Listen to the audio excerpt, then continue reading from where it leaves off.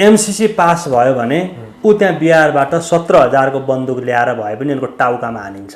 सांसदहरूले हस्ताक्षर गर्न अघि बढे भने ती हस्ताक्षर गर्न उद्यत रहेका ती हातहरूलाई हामी काट्छौँ र देउबालाई जहाँ भेट्दा पनि ढुङ्गामुढा गर्नु पर्यो। उनले सार्वजनिक ठाउँमा भन्नु पर्यो एमसीसी कुनै पनि हालतमा पारित गर्नु हुँदैन, गर्दैनौँ भनेर भन्नु पर्यो। अब हामीबाट पनि यिनीहरूलाई ठोक्ने भन्ने युवाहरूले देशभरि आन्दोलन आवाज उठेको छ र उता डिप्सी गहिरो नदीमा जान्छन्, गोली ठोकिहाल्छन्, सुलेमानी बनाउँछन्। यिनीहरूले सबभन्दा राम्रो चाहिँ सुसाइड गर्नु राम्रो हो। यदि देउवा प्रचण्ड ओलीहरूले मिलेर एमसीसी पास गरेन भने अमेरिकाले सुलेमान बनाइदिन्छ।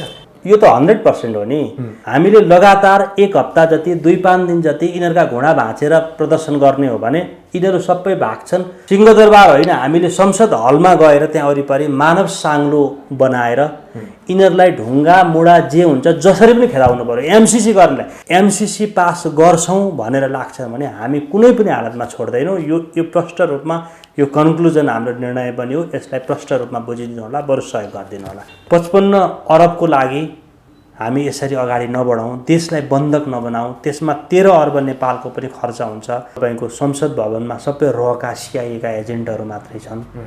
त्यस कारणले निर्वाचन आयोगमा गयो, त्यहीँ छन्, राष्ट्रपति कार्यालयमा त्यहाँ गयो। एमसीसीको सम्झौता लागू हुनुपर्छ भन्ने यस्तो सम्झौता पनि गर्ने मूर्खहरूलाई तपाईँ हामी युवाले घचघच्याएर जनजागरण गराउनु पर्छ कि पर्दैन, रोक्नु पर्छ कि पर्दैन? 2-4 जना मान्छे मर्छन्, मरिन्छन्, तर यो एमसीसीलाई एज इट इज जस्ताको त्यस्तै पारित गर्नु हुँदैन भन्ने हामीलाई लाग्यो। नेपालले अमेरिकासँग गर्न आँटेको सम्झौतामा भारतको चित्त बुझ्ने भनेको के हो? टाउको मूल्य तोकिने र तोक्ने व्यक्ति चाहिँ एकै ठाउँमा छन् नि त। अहिले माछो भ्यागुत्तो भनेर चाहिँ गरियो नि पहिला पनि। माधव कुमार नेपाल, खड्गबहादुर ओलीहरूकै नेतृत्वमा हिजो महाकाली सन्धि भएको हो नि त। यत्रो धेरै पढेका नागरिक चेतना हामीसँग भएको मान्छेहरूले यस्तो प्रकारको सन्धि पनि हामीले मान्नुहुन्छ त? एमसीसी त एकदमै कुनै पनि हालतमा हुँदैन भन्ने कुरा त आम नागरिकहरूले देखाइसके नि त। अहिले उनीहरूले जबरजस्ती गर्ने काल के हो भनेर भन्दा यहाँ कारण यतिमा यसको अफिस राखियो, उनीहरूका आफन्त मान्छेहरूलाई जागिर दियो, 5 लाखसम्म तलब खान्छ। 3 अरब चाहिँ खर्च भइसकेको अवस्था छ अहिले। गिटी बालुवा ढुङ्गा चुरे भावरको यो चाहिँ त्यो जुन स्ट्रक्चर बन्नको लागि 15 लाख वर्ष लाग्दो रहेछ त्यो स्ट्रक्चर बन्नलाई। त्यो उनीहरूले भत्काउन थाले, इन्डियालाई बेच्न थाले। देशमा जे छ त्यही बेच्नुपर्छ भनेर भनेको कि आमालाई, छोरीलाई, भाइलाई सबैलाई बेच्ने हो त? एमसीसीमा लेखिएका बुदाहरू चाहिँ प्रष्ट रूपमा हामीले बुझ्दाखेरि कुनै कतैबाट मान्ने छैन। यसले अन्ततोगत्ता देशलाई पूर्ण रूपमा उपनिवेश जस्तै बनाउने हो र नेपालको माटोमा हाम्रो छातीमाथि अमेरिकी र इन्डियन बुटहरू बजारिने बाहेक केही पनि होइन भन्ने निष्कर्ष निकाल्यो। जबरजस्ती यसरी टोले गुण्डाहरूले गाउँ चलाए जस्तो गरेर यी इन्डिया, अन्य युरोपियन युनियनहरू, अमेरिकाहरूबाट त्यसरी होइन, स्वतन्त्र रूपमा यस सर्नुमा जानुपर्छ भन्ने हाम्रो कुरा हो। एमसीसी सञ्चालन रहिरहँदा कुनै पनि हानि नोक्सानी भएमा, एमसीसीका कुनै वर्तमान तथा पूर्व कर्मचारीबाट कुनै दुर्व्यवहार भएमा, क्षति गराएमा, चोटपटक या उनीहरूको कारणले मृत्यु भएमा उनीहरूले जिम्मा लिनुपर्ने छैन। यस विषयमा नेपालको कानुन तथा न्यायालयमा कुनै कुरा उठाउन पाइने छैन। यो ठिक कुरा हो त?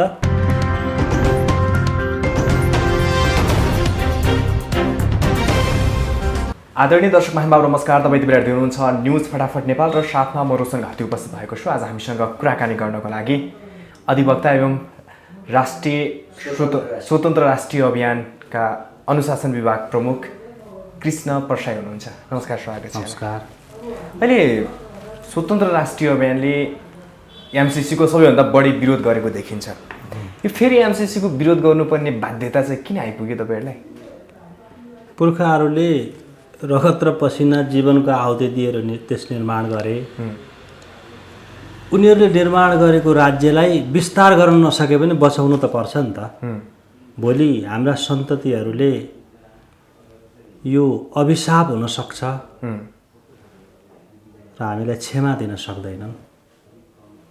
प्रमुख कुरा चाहिँ यही मात्रै। एमसीसी नेपालमा आउनु भनेको, एमसीसीले नेपालमा काम गर्नु भने त देश विकास हुन्छ, प्रसारण लाइन बन्छ, विभिन्न ठाउँमा बाटोघाटो बन्छ भनेर भनिरहेछन्। तपाईँहरू चाहिँ देशै बच्दैन भन्नुहुन्छ। हो, यो किन मिलेन कुरा तपाईँहरूको र उनीहरूको? कस्तो प्रश्न गर्नुभयो? बडो यसलाई एकदमै गहिरो रूपमा हामीले अर्को पाटोबाट हेरौँ न। हजुर। प्राचीन समयमा राज्यहरू चाहिँ फिजिकल्ली चाहिँ उनीहरू कोलोनाइज अर्थात् उपनिवेश गरिँदै लगिन्थे। मान्छेहरूलाई कालाहरूलाई गोराहरूले सिक्री लगाएर बेच्थे। अहिले पनि करिब ती कुराहरू चाहिँ छन्, तर अप्रत्यक्ष रूपमा छन्।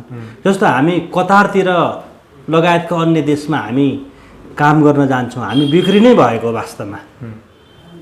त्यसै गरेर कोलोनाइज अर्थात् उपनिवेश बनाउँथे उनीहरू जमिनलाई चाहिँ क्याप्चर गरेर। अहिले जमिनै क्याप्चर गरेर त अलिक गाह्रो हुन्छ, तर अन्य गतिविधिबाट चाहिँ क्याप्चर गर्ने। र एमसिसीको बारेमा तपाईँले किन प्रसारण लाइन बनाउँदैछ, तपाईँहरू विरोध गर्नुहुन्छ भनेर प्रश्न गर्नुभयो। त्यो त हाम्रा नेताहरूले भन्ने गरेको त त्यही हो, आम नागरिकको माझ हो। यसरी चाहिँ जस्तो माछो भ्यागुत्तो भनेर चाहिँ गरियो नि पहिला पनि। अहिलेका नेताहरू माधव कुमार नेपाल, खड्गबहादुर ओलीहरूकै नेतृत्वमा हिजो महाकाली सन्धि भएको हो नि त। उहाँहरूले के भन्नुभएको थियो भने नेपालले काया पलट फेर्यो, हामीलाई 1 वर्षमा 1 खर्ब 20 अरब आउने भयो, आकुआई गर्ने भयो भनेर उनीहरूले भने। अहिलेसम्म त्यो पैसा आयो कि आएन वा लिएका छन् कि उनीहरूले, होइन? त्यो त हामीलाई त देखिएन नि त। देशको राज्य कोषमा आएन, बजेटमा आएन भनेपछि गण्डकी सम्झौता पनि त्यसरी नै भयो। नागरिक अध्यादेशहरू पनि यसरी गरिए। हाम्रा बाउहरू, हजुरबाउको समयमा 16 सालमा 11 सालमा त मिडिया थिएन, केही थिएन, गरे होलान्। अहिले तपाईँ हामी यत्रो एउटा कानुन बुझेको, अन्तर्राष्ट्रिय सन्धि सम्झौता ज्ञान सबै बुझेको मान्छे हामी समग्रमा केही कुराहरू त बुझेका छौँ नि त। यत्रो धेरै पढेका नागरिक चेतना हामीसँग भएको मान्छेहरूले यस्तो प्रकारको सन्धि पनि हामीले मान्नुहुन्छ त? एमसिसी त एकदमै कुनै पनि हालतमा हुँदैन भन्ने कुरा त आम नागरिकहरूले देखाइसके नि त। अहिले उनीहरूले जबरजस्ती गर्ने कारण के हो भनेर भन्दा यागान यतिमा यसको अफिस राखियो, उनीहरूका आफन्त मान्छेहरूलाई जागिर दियो, 5 लाखसम्म तलब खान्छन्। 3 अरब चाहिँ खर्च भइसकेको अवस्था छ अहिले। र मान्य विष्णु पौडेलले चाहिँ 10 अर्ब चाहिँ यो अहिलेको बजेटमा त्यसलाई इन्क्लुजन अर्थात् त्यहाँ समावेश गरिएको छ भने तपाईँले भनेको प्रश्न गर्ने एमसिसीको विरुद्धमा किन तपाईँहरू लागिराख्नु भएको छ, सबैभन्दा सशक्त रूपमा तपाईँहरू किन लाग्नु भएको छ भनेर भन्दा यही एउटै मात्रै कारण के हो भने देश धेरैपल्ट गुलाम भयो।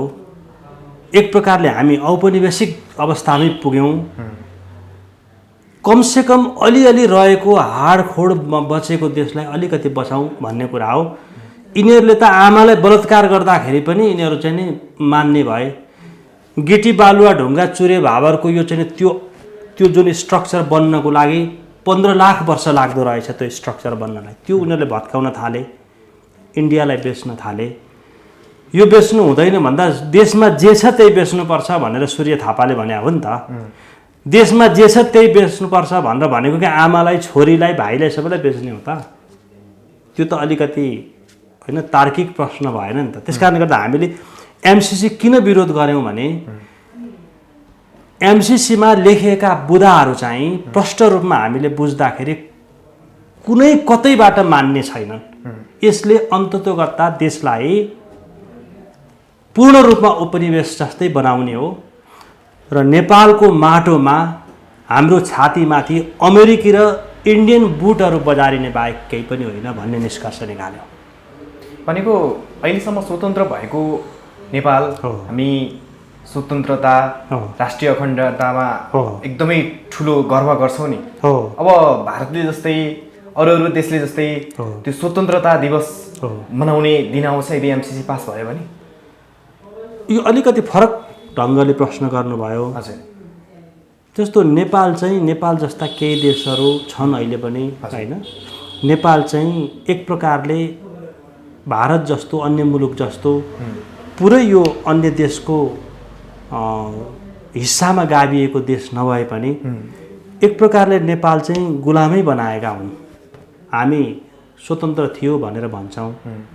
हामीलाई प्रत्यक्ष रूपमा शासन गरेनन्, अप्रत्यक्ष रूपमा शासन गरे। त्यसकारण त्यो प्रत्यक्ष रूपमा गरिएको शासनको पीडा चाहिँ हामीमा छैन, त्यो चाहिँ इन्डियनहरूमा छ। तर पनि एक प्रकारले हामी आधी उधी चाहिँ स्वतन्त्रै हौँ। यति बेला यही परिवेशबाट हामी अगाडि बढ्ने हो भने मुलुकलाई चाहिँ साँच्चै सार्वभौम बनाउन सक्ने अवस्था थियो। तर यी विविध सन्धिहरूले गर्दाखेरि, नेताहरूका यी चाहिँ अकर्मण नेताहरूले गर्दाखेरि चाहिँ हामी हरेक दिन चाहिँ हाम्रो अस्तित्व चाहिँ बिल्दै जाने अवस्था आयो। कि यति बेला साना मुलुकहरूले पनि, अब नेपाललाई सानो भनेर व्याख्या गरिएको छ, नेपाल सानो मुलुक पनि होइन, मध्यम स्तरको मुलुक हो। 3 करोड जनसङ्ख्या भएको मुलुक हो। विश्वमा हामीभन्दा थोरै जनसङ्ख्या भएका 100वटा देशहरू छन्। त्यो भएको हुँदाखेरि हामीले यहीँको माटो हावापानी अनुसार हामीले राज्य व्यवस्था सञ्चालन गर्नुपर्दछ र राष्ट्रलाई चाहिँ त्यसरी हरेक सन्धि सम्झौताहरूको उल्झनमा बनाएर जबरजस्ती यसरी टोले गुण्डाहरूले गाउँ चलाए जस्तो गरेर यी इन्डिया, अन्य युरोपियन युनियनहरू, अमेरिकाहरूबाट त्यसरी होइन, स्वतन्त्र रूपमा यस अर नोमा जानुपर्छ भन्ने हाम्रो कुरा हो। र प्रमुख कुरा चाहिँ के हो भने हामीले यो साउन 16 गते माइतीघर मण्डला जाउँ र एमसिसीको विरुद्धमा आवाज उठाउँ भनेर भन्यौँ। हुन त हामीले गत वर्ष पनि एमसिसी कुनै पनि हालतमा हुँदैन भनेर भन्यौँ र यो जीवन रहिन्जेलसम्म, एक थोपा ब्लड रगत शरीरमा रहिन्जेलसम्म हामी यसलाई प्रतिवाद गर्छौँ। यसरी प्रतिवाद गर्छौँ। एमसिसी पारित गर्नेहरूलाई पनि 17,000मा बन्दुक पाइँदो रहेछ। त्यो किनेर ल्याएर भयो नि उनीहरूलाई ठोक्छौँ, पास गरौँ त। त्यस कारणले गर्दाखेरि यो तमाम नागरिकहरूले बुझ्नु पर्दछ के हो भने हामीले कुनै काङ्ग्रेसको, कम्युनिस्टको कुनै व्यक्तिको विरोध गरेको होइन।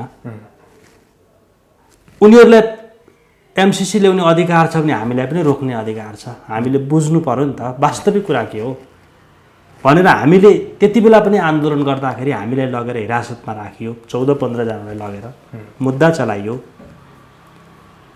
यिनीहरू एकै प्रकारका विचार भएका नेताहरू हुँदाखेरि अहिले सरकार परिवर्तन भयो भनेर यिनीहरू भन्छन्। 51 सालमा पनि देउबा प्रधानमन्त्री नै थिए, अहिले पनि उनी प्रधानमन्त्री छन् भनेपछि सरकार बदलिएको होइन, पुरानैको निरन्तरता हो। यसलाई फाल्नुपर्छ। काङ्ग्रेस, कम्युनिस्टका कार्यकर्ताहरूले पनि, भोटर्सहरूले पनि के कुरो बुझ्नुपर्छ भने हामीले नेता होइन अब नीति बदल्नुपर्छ। हजुरबाउदेखि राजनीति गरेर अहिले नातिसम्म 32 वर्षसम्म देशमा राज्य गर्ने, प्रजातन्त्र र गणतन्त्र ल्याउने आज देशको अवस्था के छ त? विकास गरे भन्छन्, 60 लाख नागरिकहरू चाहिँ युवाहरू बाहिर गएर रोजगारको अवस्थामा बाहिर गएर काम गर्नुपर्ने अवस्था भयो। संसारमा नेपाल मात्र एउटा यस्तो मुलुक हो जसको 38% रेमिटेन्सले, डेटामा हेर्नुहोला, चाहिँ मुलुक धानेको छ। यो कुनै पनि देशमा यस्तो हुन सक्दैन। त्यसकारणले हामीले रोजगारी यहीँ सृजना गर्नुपर्छ। भोलि हाम्रो सरकार आउने हो भने या हामी जाने हो भने हामी राजनीति गर्नको लागि भनेर राजनीति गरेको होइन। हामी भोलि सरकारमा जाने हो भने सबैभन्दा पहिला दालमुट फ्याक्ट्री खोल्छौँ। तर यहाँ त के भयो भने 45 सालदेखि पछाडि त, 46 सालदेखि पछाडि त ती सबै उद्योग धन्दाहरू खत्तम गरे। अब यो एमसिसीको बारेमा अलिक प्रष्ट रूपमा भन्छौँ, हामीले बहिष्कार गरौँ भनेर चाहिँ यो पर्चा चाहिँ 50,000 पर्चा चाहिँ हामीले प्रकाशन गरेर बाँडिरहेका छौँ। यसमा 2-3वटा बुँदा चाहिँ शोचनीय बुँदा र हामीलाई ठिक नलागेका बुँदा हुन्। धारा 3(2)(च)मा लेखिएको छ, यस परियोजनाबाट प्राप्त हुने या पछि कतै भेटिने ज्ञात अज्ञात बौद्धिक सम्पत्तिमा एमसिसीको अधिकार हुनेछ। यो अर्थ के हो त? ज्ञात अज्ञात प्रपर्टी भनेको के हो त? यो एउटा एकदमै शोचनीय प्रश्न छ है। 6.8मा 6.8मा एमसिसीको हैसियत भनेर त्यहाँ व्याख्या गरिएको छ। म अलिकति पढौँ। यो सम्झौता भएपछि एमसिसीको तर्फबाट नेपालमा यदि कुनै हानि नोक्सानी भएमा, एमसिसीको स्थापनादेखि एमसिसी सञ्चालन रहिरहँदा कुनै पनि हानि नोक्सानी भएमा, एमसिसीका कुनै वर्तमान तथा पूर्व कर्मचारीबाट कुनै दुर्व्यवहार भएमा क्षति गराएमा, चोटपटक या उनीहरूको कारणले मृत्यु भएमा उनीहरूले जिम्मा लिनुपर्ने छैन। यस विषयमा नेपालको कानुन तथा न्यायालयमा कुनै कुरा उठाउन पाइने छैन। यो ठिक कुरा हो त? यो सार्वभौम सोभरिन स्टेट कन्ट्रीमा नेपालको संविधान नै मूल कानुन हो र यही आधारमा सबै सन्धि सम्झौताहरू चाहिँ मानिनुपर्छ र अन्तिममा निर्णायक भनेको नेपालको संविधान नै हुनुपर्दछ। त्यसकारणले गर्दाखेरि नेपालको संविधान र एमसीसीको सम्झौता बाजिएमा एमसीसीको सम्झौता लागू हुनुपर्छ भन्ने यस्तो सम्झौता पनि गर्ने मूर्खहरूलाई तपाईँ हामी युवाले घचघच्याएर जनजागरण गराउनुपर्छ कि पर्दैन, रोक्नुपर्छ कि पर्दैन? त्यसकारणले गर्दाखेरि हामीले सहन सकेनौँ यो विषयलाई। त्यसकारणले गर्दाखेरि 2-4 जना मान्छे मरिन्छन्, तर यो एमसीसीलाई एज इट इज जस्ताको त्यस्तै पारित गर्नु हुँदैन भन्ने हामीलाई लाग्यो र 7.1 मा दफा 7.1 मा प्रष्ट भनिएको छ, आन्तरिक शर्त भनेर भनिएको छ। यो सम्झौता लागू भएपछि नेपालको कानुनसँग बाजिएमा एमसीसी सम्झौता निर्णायक हुनेछ अथवा नेपालको कानुन होइन उसको कानुन हुनुपर्छ। यो हुन सक्छ, यो हुन सक्दैन। अन्त्यमा अनुसूची 5 क मा लेखिएको छ, सरकारले एमसीसी परियोजना चित्तबुझ्दो तरिकाले बनाउने छ र यसलाई भारतको समर्थन हुनुपर्नेछ। नेपालले अमेरिकासँग गर्न आँटेको सम्झौतामा भारतको चित्त बुझ्ने भनेको के हो? हामीले संसदमा पेश गरेको एमसीसीको सम्झौतालाई कपी गरेर त्यसको आधारमा जस्ताको त्यस्तै राखेर यो पर्चा बनाएका छौँ। कमसेकम काङ्ग्रेस कम्युनिस्ट अहिले नभनौँ, हामी राजावादी नभनौँ, हामी एउटै मात्रै कुरा गरौँ। पहिला यो एमसीसी काउसोलाई यहाँबाट सधैँलाई बिदा गरिदिउँ, त्यस पछाडि मुलुक बच्छ अनि राजनीति गरौँला। अरू केही? एमसीसी यति घातक छ भने ओली सरकारलाई ढालेर शेरबहादुर देउवालाई ल्याइ एमसीसी पास गराउँदैछ अमेरिकाले भनेर आम जनमानसमा त्यो एक प्रकारको चर्चा सुनिन्छ हैन? यिनीहरू चाहिँ विभिन्न नाम गरेका विभिन्न दल हुन्, विभिन्न नाम गरेका विभिन्न दल गरेको एउटै समूह हो। एउटै समूह भएको हुँदाखेरि एउटाले सत्तामा बसिन्जेलसम्म भाग पुगिन्जेल त्यो विरोध गरे जस्तो गर्छ, फेरि अर्कोले अर्कोलाई विरोध गर्छ। यो हामीले 46 सालदेखि नै अहिले देखेका छौँ। हिजो टाउकाको मूल्य तोक्ने व्यक्ति र टाउकाको मूल्य तोकिने र तोक्ने व्यक्ति चाहिँ एकै ठाउँमा छन् नि त अहिले। ओलीले हिजो एमसीसीको बारेमा कुरा गर्दाखेरि तिमीभन्दा हामी अगाडि गर्छौँ भनेर यिनीहरूले भनेको, प्रचण्डले भारतको लागि कम्फर्टेबल त हामी हुन्छौँ भनेर पनि भनेको हो। त्यसकारणले गर्दाखेरि यसमा कुनै दुविधा छैन। आम नागरिकहरूले विशेष गरी युवाहरूले के बुझ्नु पर्दछ भने नेताहरूले चाहिँ माथिल्लो तहका नेताहरूले चाहिँ युरोपियन युनियन, अमेरिकन एडहरूबाट र भारतीयहरूबाट यिनीहरूले आफूलाई पुग्ने पार्टी सञ्चालन गर्नको लागि रकम लिइसकेको हुँदा यिनीहरू चुकिसकेका छन्। त्यसकारण यिनीहरूलाई बाहिर निकालेपछि मात्रै, यिनीहरूलाई घुक्रे ठ्याक लाएर खेदाएपछि मात्रै हामी नयाँहरू भयौँ, युवाहरू भयौँ। युवाहरूले हामीले चाहिँ रकम खाएको छैन।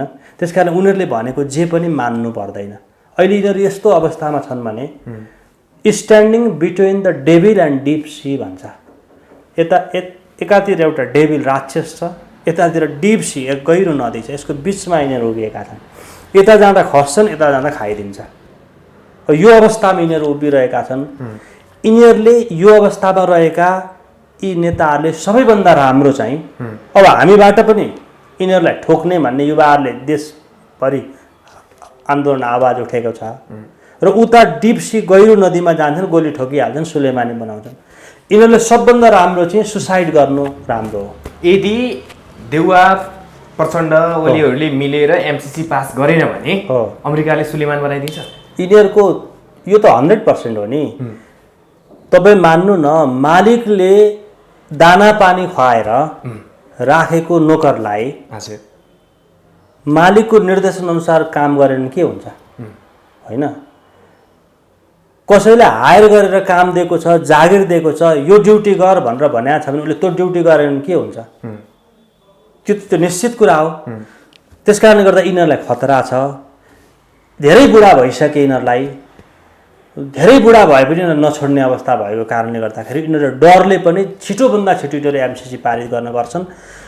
तर यसमा म दावाका साथ के भन्छु भने तपाईँलाई, यदि अहिले त राजावादी दलहरू लगायत सबैले एमसिसीको विरोध गरिरहेका छन्, त्यही भित्रकाले पनि गरिरहेका छन्। हामीले लगातार 1 हप्ता जति 2-5 दिन जति यिनीहरूका घुँडा भाँचेर प्रदर्शन गर्ने हो भने यिनीहरू सबै भाग्छन्। सिंहदरबार होइन, हामीले संसद हलमा गएर त्यहाँ वरिपरि मानव साङ्लो बनाएर यिनीहरूलाई ढुङ्गा मुढा जे हुन्छ जसरी पनि खेदाउनु पर्यो। एमसिसी गर्नलाई आफ्नो विचारमा राजनीतिक विचार मान्यता मूल्य लिएर हिँड्छन्, ठिक छ, यसमा केही छैन, गरून्, सरकार बनाउन्, घटाउन्, जे आफ्नो कुरा भयो, झुक्याएर मत लिएर आउन्, सांसद बनुन्, बेग्लै कुरा। यो विकृत संसदीय व्यवस्थाको यो परिपाटी चलिरहन्छ निरन्तर।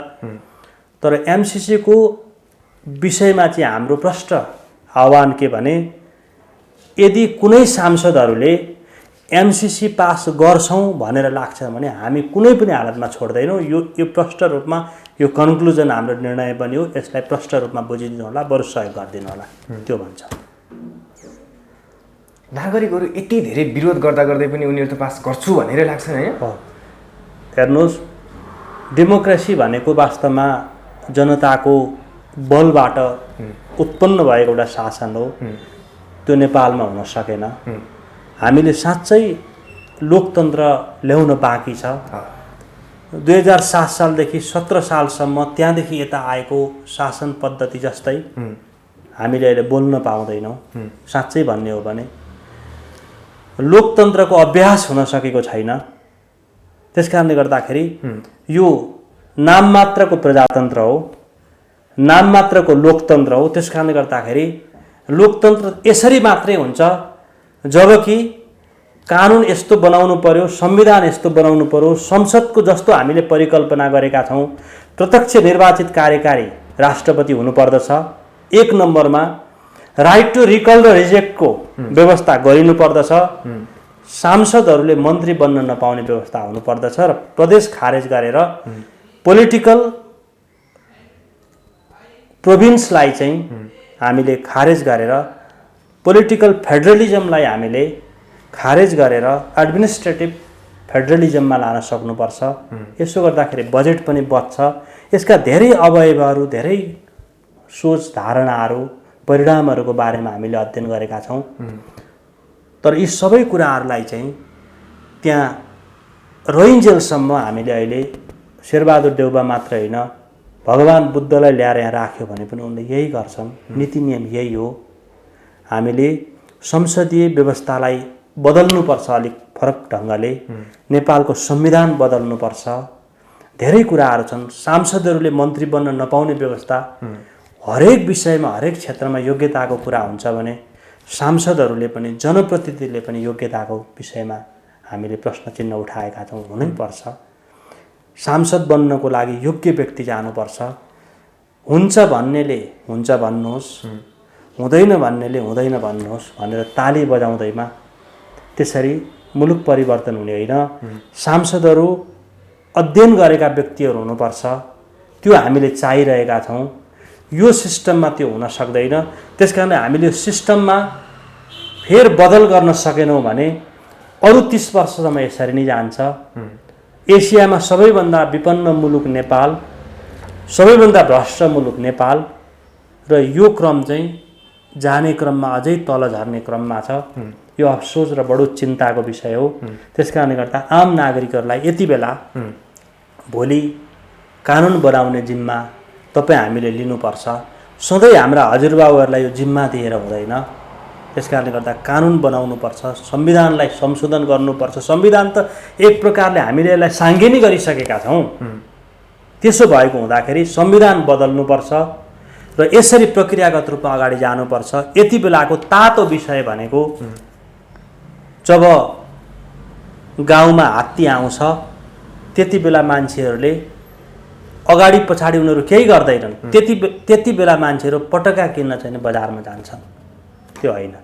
त्यस कारणले गर्दाखेरि शेरबहादुर देउवा यति बेला आएपछि अब हामी फेरि पटक्का किन्न हिँडेको जस्तो यो होइन। हामीले हिजैदेखि आज भोलि निरन्तर कार्यक्रम लानुपर्छ र देउवालाई जहाँ भेट्दा पनि ढुङ्गामुढा गर्नु पर्यो कि उनले सार्वजनिक ठाउँमा भन्नु पर्यो एमसिसी कुनै पनि हालतमा पारित गर्नु हुँदैन, गर्दैनौ भनेर भन्नु पर्यो। अब अहिले केपी ओलीको कुरा गर्नुभयो, हिजो केपी ओलीले यसलाई चाहिँ नै टुङ्गाइदिएको भए हुन्थ्यो नि त। अब सम्भवतः उनले अहिले के भन्छन् भने एमसिसी चाहिँदैन भनेर फेरि जनताको अभिमत लिएर फेरि यिनले धोका दिन सक्छन्। हिजो चीनले बनाइदिएको दरबार हाई स्कुल मैले बनाएको भनेर यिनले चाहिँ भने यिनीहरूका साइबर स्यालहरूले यसरी व्याख्या गरिराखेका छन्। त्यस कारणले गर्दाखेरि गलत बाटोबाट सरकार मोडिराखेको छ। यत्रो संसार दुनियाँ 21औं शताब्दीमा आज चन्द्रमामा बस्ती बसाल्न आँटिसके मान्छेले चीनले एउटा डोङफेङ हतियार बनाउँछ, 5 ठाउँ 7 ठाउँमा एकैचोटि पड्केर जान्छ।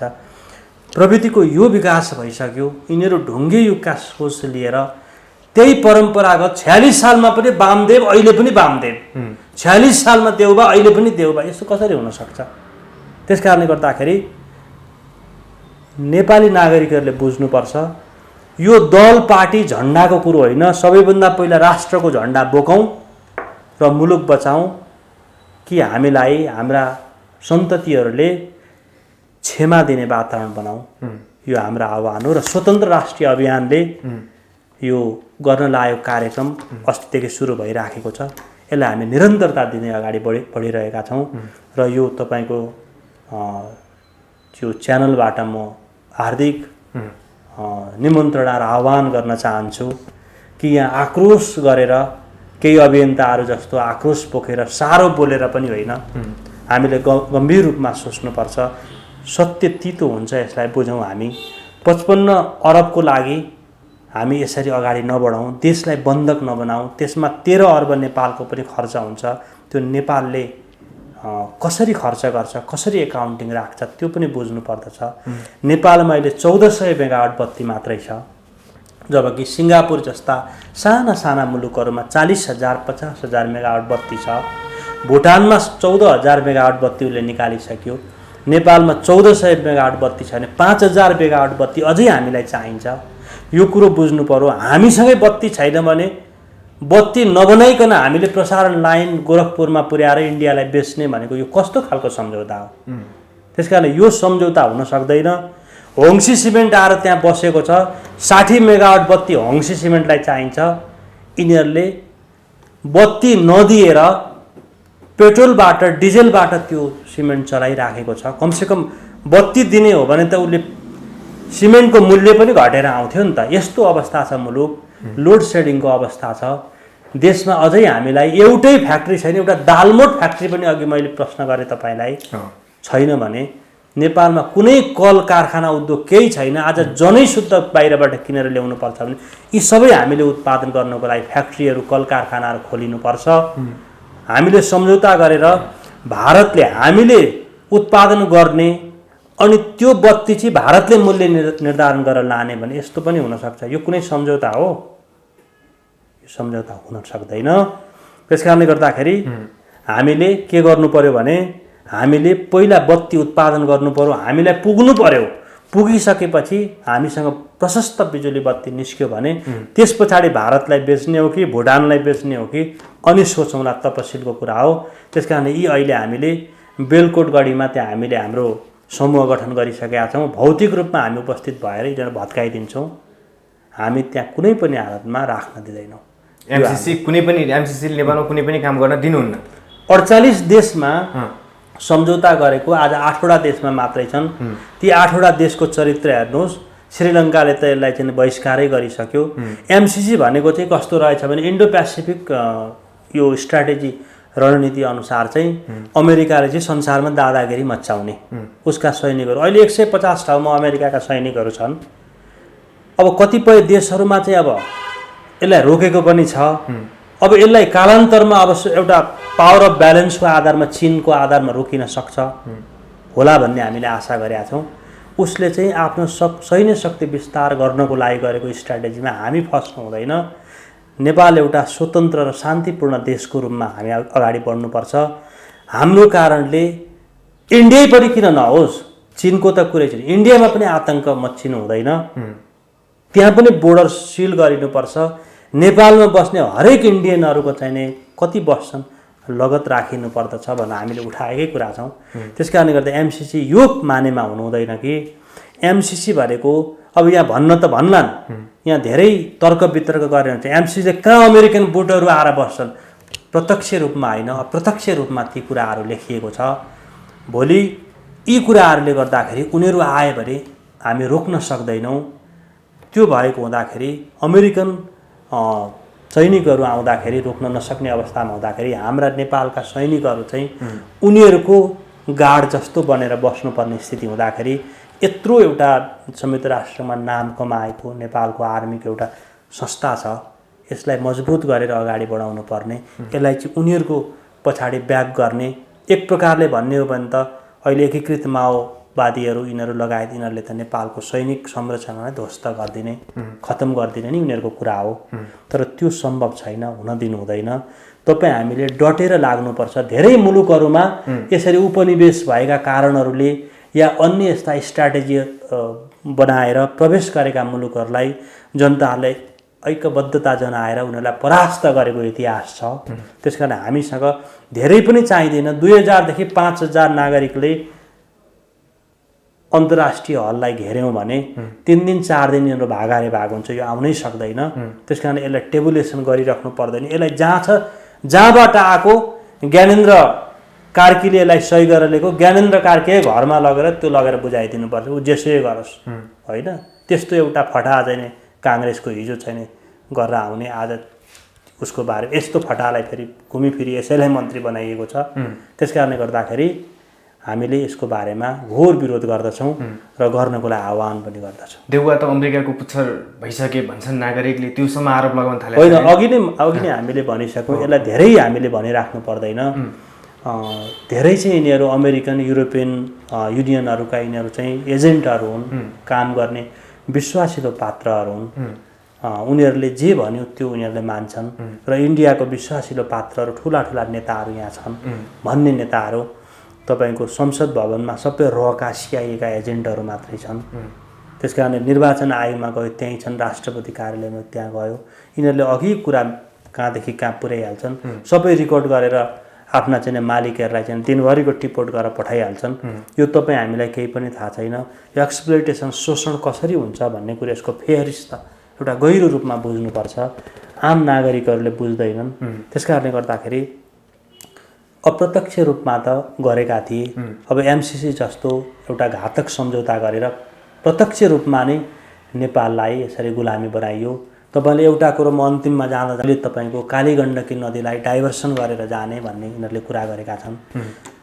नेपालका नदीनालाहरूमा विशेष गरी कोशी गण्डकीमा 1000 क्युसेक पानी चाहिँ 1000 भन्दा पनि बढी क्युसेक पानी प्राप्त हुन्छ। कालीगण्डकीमा पनि 800 क्युसेक पानी चाहिँ मैले डेटामा हेर्दा देखिँदो रहेछ।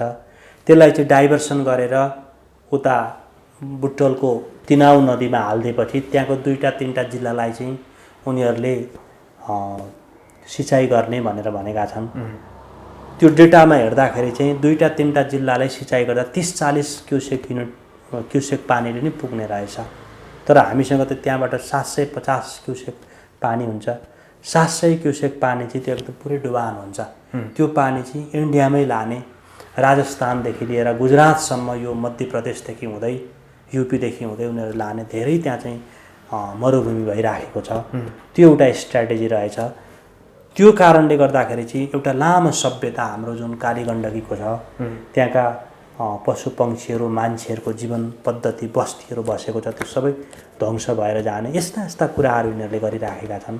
यिनीहरूले सक्दो जति छिटो यो मुलुकलाई सिक्किमीकरण गर्ने नै परोक्ष प्रत्यक्ष रूपमा बुझाउनकै लागि आएका हुन्। जति छिटो उनीहरूले बुझाए त्यति राम्रो पुरस्कार यिनीहरूले प्राप्त गर्न खोजिरहेको सन्दर्भमा यस्तो प्रकारको खेल हामी गर्न दिँदैनौँ। यो स्वागत नेपालको नेतृत्वमा हामीले जुन एउटा चाहिँ यो चाहिँ स्वतन्त्र राष्ट्रिय अभियान सुरु भयो, हिजो कुनै दिन स्वागत नेपाल एक्लै हुनुहुन्थ्यो। त्यस पछाडि हामी जोडियौँ, हजारौँ 77 जिल्लामा हजारौँ युवाहरू कार्यकर्ताहरू जोडिएका छौँ। उनको विचारलाई हामीले स्वागत नेपाललाई मानेको होइन नि, स्वागत नेपालको दारीलाई हामीले मानेको होइन नि त। हामीले त उनको विचारलाई मानेको, राष्ट्र प्रेम रहेछ, कमसेकम राष्ट्र बचाउँ भनेर। तपाईँ हामी जतिको वकिल मान्छेहरूले, पत्रकारहरूले आज चाहिँ बाटामा उभिएर हरेक दिन कहिले संसद ठिक छैन, कहिले गण्डकीको विषयमा, कहिले चुचे नक्साको विषयमा, कहिले एमसिसीको बारेमा सधैँ जिन्दगीभरि झगडा आन्दोलन गरे यस्ता कुलङ्गार देशघाती नेताहरू हुनुभन्दा यो मुलुक चाहिँ बरु नहुनु, यिनीहरू चाहिँ सुसाइड गरेर मरुन् भनेर हामीले चाहना गरेका छौँ। तर यिनीहरू मर्दैनन् पनि, फेरि भगवान्ले यिनीहरूकै चाहिँ आयु बढी दिइराखेका छन्। कस्तो विडम्बना भइरहेको छ। त्यस कारणले गर्दाखेरि अन्त्यमा यो हाम्रो बहिष्कार गरौँ भन्ने पम्फलेट हामीले देशव्यापी जिल्ला जिल्लामा यो प्रकाशन गरेर बाँडिरहेका छौँ। कमसेकम भोलि एमसिसी पास गरेर यिनीहरूले दिए भने पनि, देश बन्धक भयो भने पनि यो स्वतन्त्र राष्ट्रिय अभियानका युवाहरूले अहिले त बुढा भइसके, यिनीहरूले कत्रो आन्दोलन गरेको रहेछ मुलुकको लागि भन्ने कुरा चाहिँ एउटा इतिहासको कुनै ठाउँमा दर्ज हुन्छ भन्ने हामीले सोचेका छौँ। हामीले कसैबाट केही लिनु खानु, कसैले जागिर लगाइदिएला, जागिर खाउँला, विदेश जाउँला, त्यो होइन। मात्र यो मुलुकको माटोलाई सम्झेर हामीले काम गरेका हौँ।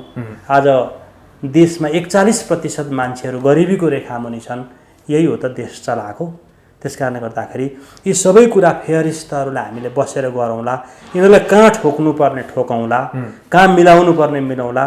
तर अहिले चाहिँ यो एमसिसी भन्ने, यो एमसिसीको फुल फर्म चाहिँ के रहेछ भने मनी मेकिङ क्याम्पेन रहेछ कि यिनीहरूको, होइन। मिलेनियम च्यालेन्ज कर्पोरेसन भनेको चाहिँ अमेरिकाको हो। उनीहरूको चाहिँ मनी मेकिङ क्याम्पेन भनेको अभियान, पैसा कमाउने अभियान रहेछ कि। पार्टीको लागि यिनीहरूलाई पैसा चाहियो। अब कहाँबाट हुन्छ यसो हेर्ने, होइन, जताबाट हुन्छ। कहिले बुढी गण्डकी बेच्ने, कहिले चाहिँ नि अहिले जस्तो 4 अरब 50 करोडमा धरहरा रिपेयर गर्न लाग्यो अरे, त्यहाँ 4 अरब 50 56 करोड त्यो किन लाग्छ? केपी शर्मा ओलीले खर्र गर उहाँ 1 अरब 46 करोडमा, 1 अरब 56 करोडमा चाहिँ त्यो एउटा भ्यू टावर बनाउन खर्च गर्दैछन्। यति बेला खोप दिने हो कि भ्यू टावर बनाउने हो? यस्ता यी चाहिँ नि जहाँबाट रकम आउँछ त्यो लुप होल यिनीहरूले खोजेर योजना बनाएर क्रमबद्ध यिनीहरूले चाहिँ मुलुकलाई दोहन गरेका छन्। विष्णु पौडेल अर्थमन्त्री भएकै भोलिपल्ट 20 करोड डलर उनीहरूले विश्व ब्याङ्कबाट मागेर तलब भत्ता यी सांसदहरूलाई बाँडे। प्रदेशका सांसदको कामै छैन, 800-900 छन् यी सांसदहरू। यिनीहरूलाई हामीले पाल्नु खुवाउनु पर्ने हाम्रो कर उठाएर आज देशमा एउटा चाहिँ केही एउटा चाहिँ सामान्य एउटा काजुको गेडो एउटा चाहिँ उत्पादन हुँदैन, सबै बाहिरबाट आयात गरेको छ। यसपालि मात्रै 56 अरबको त चामल मात्रै किनिएछ। 1 खर्ब 50 अर्बको, सुन्नुहोस् है डेटामा, 1 खर्ब 50 अर्बको त हामीले खाद्यान्न मात्रै किनेछौँ। भनेपछि यस्तो मुलुक छ, यस्तो मुलुकमा करको दायरा बढाउँदै उनीहरू तलब बाँड्ने गर्छन्। त्यो चाहिँ सामान्य हामी नागरिकहरूमा त्यो चाहिँ ऋण थपिँदै जान्छ। त्यस कारण हरेक दिन मुलुक चाहिँ कङ्गाल हुँदै हुँदै हुँदै गइरहेको छ। हाम्रो देशको 1 वर्षको अहिलेको हाम्रो चाहिँ जिडिपी भनेको टोटल भनेको चाहिँ 32 खरब नेपाली रहेछ, भनेको 32 बिलियन डलर। जबकि नेपालभन्दा सानो मुलुक हो सिङ्गापुर, त्यसमा 338 बिलियन डलर रहेछ। जस्तो नेदरल्यान्ड नेपालभन्दा सानो मुलुक हो, त्यसको बिलियन होइन ट्रिलियन 1.2 ट्रिलियन पुगेको रहेछ। सानो मुलुक कतारको हेर्नुहोस् तपाईँ, कतारको पनि लगभग 295 लगभग 300 बिलियन डलर चाहिँ उनीहरूको जिडिपी रहेछ। भनेपछि एउटा ठुला युनिभर्सिटीहरू, ठुला कारखानाहरू जुन अमेरिकामा उता आएर चाहिँ जापानमा छन्, तिनीहरूको टोटल एउटा कारखानाको बजेट जति पनि नेपालको टोटल बजेट छैन। एउटा सानो युनिभर्सिटीको जति BMW कारको जति पनि छैन। 400 वर्ष पुग्ने उनीहरूको छ एउटा जिडिपी टोटल गर्ने हो भने। आज यो अवस्थामा यिनीहरूले पुर्याइदिएका छन्। त्यसकारणले गर्दाखेरि यो बडो यो अझ हामीभन्दा बढी यो अर्थशास्त्रीहरूलाई थाहा हुन्छ यो कुरा यो किन यसरी भयो यो कुरामा ध्यान दिनुपर्छ। सधैँ एकजना युवराज खतिवडा भन्ने छन् जो उता एजेन्टको रूपमा राखेका छन्, उनले एमसिसी कसरी पारित गर्ने भनेर मात्रै लागिराखेका छन्। त्यस्ता अर्थमन्त्री भएपछि मुलुक काम दिँदैन। अहिलेको अर्थमन्त्री पनि जनार्दन दारीवाला होइन, दारीवालाले ती दारीवालाले कति पढेको छ र अर्थमन्त्री हुन्छ। हिजो वर्षमान पुन अर्थमन्त्री थिए विष्णु पौडेल। एउटा योग्यता पनि राखिनु पर्दछ। यदि योग्यता नमान्ने हो भने, राजनीति गर्न नमान्ने भने अन्य लोकसेवाहरू अन्यमा किन योग्यता तोकिने? अनुभवको आधारमा मान्छेले कविले युनिभर्सिटीमा पढाइहाल्छ नि, साथ पढ्ने कविले। त्यस कारणले गर्दाखेरि हरेक कुरामा योग्यता तोकिने तर राजनीतिमा योग्यता नतोकिने यो पद्धतिले गर्दाखेरि, यो सिस्टमले गर्दाखेरि मुलुक हरेक दिन चाहिँ दोहन भइरहेको छ, अगाडि होइन पछाडि गइरहेको छ। हामीले विश्व परिवेश हेर्नुपर्छ। नेपाल चाहिँ हरियो वन नेपालको धन भनेर भन्छन्, कृषि प्रधान देश भनेर नेपाल भन्छन्। आज 15% भाग पनि कृषिमा आधारित कृषि गरिएको छैन नेपालमा, जबकि त्यही छिमेकी मुलुक इन्डियामा हेर्नु हो भने 68% भाग चाहिँ उनीहरूले कृषिमा चाहिँ बिताएका छन्, कृषि योग्य जमिन बनाएका छन्। बाङ्लादेश हेर्नुहोस् 69% छ। त्यस्तै गरेर अमेरिका हेर्नुहोस्, तपाईँलाई चाहिँ हिउँ भएका देशहरू चिन्ने उत्तरी युरोपका देशहरू स्विजरल्यान्ड, नर्वे, फिनल्यान्ड डेटामा हेर्नुहोस् 60% उनले कृषि गरेका छन्। अनि यस्तो हावा गरेर नारा मात्रै लगाएर यिनीहरूले कहिले चेतना सोच छैन। यिनीहरूलाई हामीले चुनेर पठाउनु भनेको हाम्रै कमजोरी हो नि त। त्यस कारणले गर्दाखेरि हामी सचेत बनौँ पहिला। त्यस कारणले गर्दाखेरि यो मुलुक बनाउने हो भने हरेक नागरिकको दायित्व हो। नबुझ्नेले त बुझ्दैन, तपाईँ हामीले बुझ्ने त बुझ्नुपर्छ नि त। यसमा पार्टीमा लागेका कत्रा प्रोफेसरहरू म कहिलेकाहीँ हेर्छु गएर, सर्वोच्चका चाहिँ वरिष्ठ अधिवक्ताहरू, केपी शर्मा ओली, खड्गप्रसादले त्यहाँ भाषण गर्छन्, सबै ताली बजाइराखेका हुन्छन्। अर्को बाबुराम गएर चाहिँ नि भाषण गरिराखेका हुन्छन्, उपेन्द्र यादव, राजेन्द्र महतोले भाषण गरिराखेका हुन्छन्, सबैहरू ताली बजाइराखेका हुन्छन्। यत्रो पढेका प्रोफेसरहरू, सबै त भन्दैन, प्रोफेसरहरू, यत्रा वरिष्ठ अधिवक्ताहरू, यत्रो कानुन जान्ने पत्रकारहरू सबै यिनीहरूको पछाडि हिँडिराखेका छन्। यो कस्तो खालको मुलुक हो, कहिले यिनीहरूले बुझ्छन्? त्यस कारणले गर्दाखेरि मैले त जीवनमा कहिल्यै पनि यसरी चाहिँ अन्धभक्त भएर गरिनु र साथीहरूलाई पनि यसो गर्नु हुँदैन भन्यो। गलत छ भने गलत कुराको विरोध गर्नुपर्छ। अहिले जातीयताको विरुद्धमा कत्रो आन्दोलन भएको छ, यो विषयलाई हटाउनुपर्छ। मान्छेलाई विभेद गर्न मिल्दैन। हिजो मात्रै मैले एउटा समाचार सुने, दाङमा एउटा मन्दिरमा नेपाली एउटा महिलालाई चाहिँ दलित महिला, दलित भन्ने शब्द पनि हटाउनुपर्छ, उनलाई पुजारी राखियो। सारा मान्छेहरू गएर उनको खुट्टा ढोक्दै पानी खाँदै सबै कति राम्रो आन्दोलन भयो। यो हामीले आज हो 10 वर्ष अगाडि उठाएको कुरो त। पुजारी उनीहरू पनि हुनुपर्छ। ब्यासो मत्स्यो दरियो लबडो चलो नदी पाण्डवो जार जात भने आज ब्यास पनि चाहिँ नि पानीमा चाहिँ माछाबाट जन्मेका उनी चाण्डाल होइनन् त। त्यसरी विभेद गरिनुहुन्छ, उनी त्यत्रो वेदव्यास पनि। यस्ता समस्या छन्। यो समस्याले गर्दाखेरि अहिलेका हामी चाहिँ संसारमा मान्छे कहाँदेखि कहाँ पुगिसक्यो, परिवर्तन कति भइसक्यो भने अहिले हामीले छुवाछुत जातपात भनेर बस्ने बेला हो त। यसरी मुलुक तात्तिराखेको छ। यिनीहरूले एउटा एड्रेस सम्बोधन गर्न सक्दैनन्। त्यस कारणले गर्दाखेरि यो मुलुक यिनीहरूबाट कहिल्यै पनि अगाडि बढ्छ भन्ने आशा नगरौँ। अम्पायरले 2 पल्ट लगेर राम्रो खेल्छु भन्ने खेलाडीले हाल्छ, गोलै हान्न सकेर पनि उसलाई निकालिदिन्छ।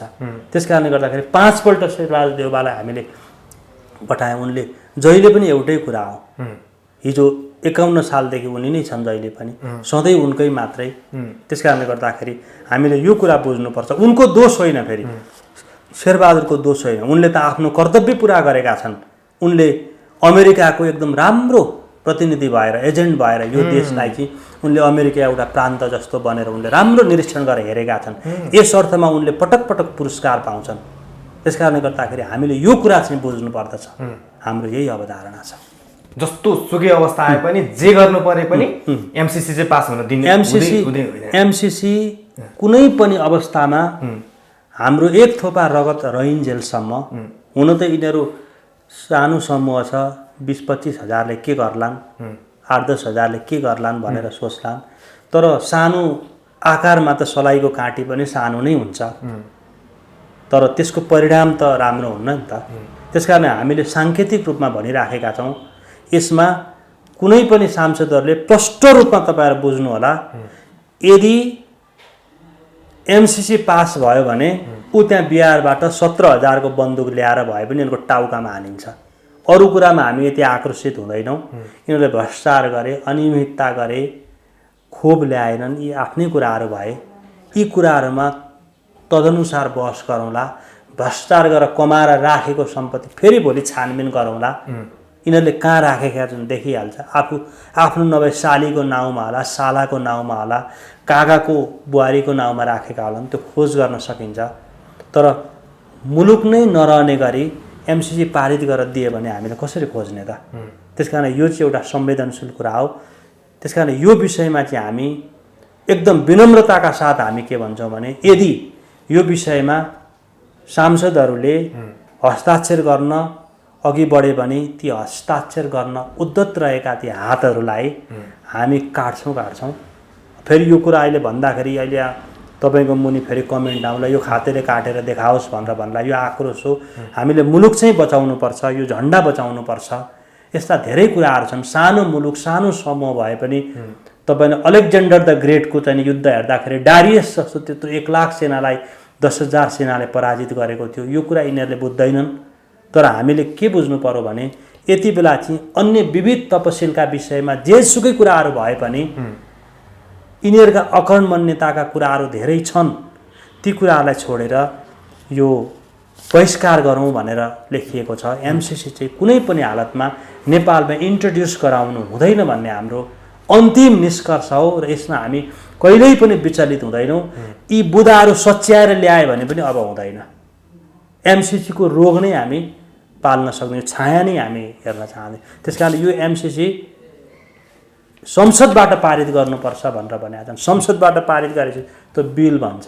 त्यो बिललाई भोलि चाहिँ नि सरकारले कुनै व्यक्तिले गर्यो भने भोलि संसदले यसलाई चाहिँ नि खारेज गर्न सक्छ। संसदैबाट बनाएपछि त कानुन बनेर जान्छ। त्यसकारणले गर्दाखेरि यसको अविच्छिन्न उत्तराधिकार उनीहरूको हुन्छ र यहाँ माथि परेड खेलिन्छ। यस्तो धेरै मुलुकहरूमा छन्। धेरै मुलुकहरूमा हिजो जबरजस्ती लादिएका छन्। त्यही विरुद्धमा हिटलरले लडाइँ गर्नु परेको थियो। सिन नदीको छेउबाट हिटलरले लडाइँ गर्नु परेको थियो। त्यहाँ हिटलरका मात्रै 18 लाख सेना मारिएका थिए। रुसका 19 लाख सेना मारिएका थिए दोस्रो विश्वयुद्धमा। एउटा भयावह युद्ध हुन्छ। सानो सलाइको काँटी थियो नि त। भर्सेलिज ट्रिटीको बारेमा हामीले पढ्नुपर्छ। यो धेरै कुरामा हामी नजाउँ। त्यसकारणले गर्दाखेरि स्वतन्त्र राष्ट्रिय अभियानको यो अनवरत अभियान हो। उन्नत लोकतन्त्र पार्टीले गर्ने आफ्नो काम गर्छ, यसको आफ्नै काम गर्छ। हस्, यहाँको महत्त्वपूर्ण समय र विचारको लागि धन्यवाद। धन्यवाद।